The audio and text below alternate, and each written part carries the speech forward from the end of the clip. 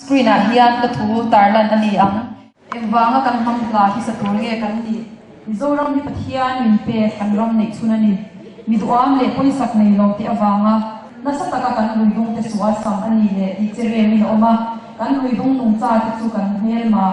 ber ang mein bomte turte dynamoi ara te mangin kan beya nasa takin kan luidung te alo bol lo in luidung nung cha te an lo chere zota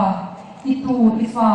champhar la om le zel tu ten kan luidung a hian nung cha sham sham te an om chin ti thon khushia ta an shiat mai lo nan nang le ti hian mo khur na kan nei he zo ram pathian pe zo fa ten karam kan ti ve the om chun hi duat tak le mangai takin kan en kolin kan luidung alo thiang hima luya nung cha sham sham te zalen tak an om the nan ke in eta hi ka ome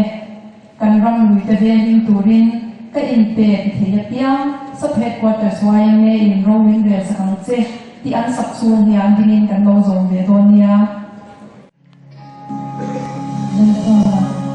Irobe kaya ya inite kan fortune Irobe na aswa aswa no wala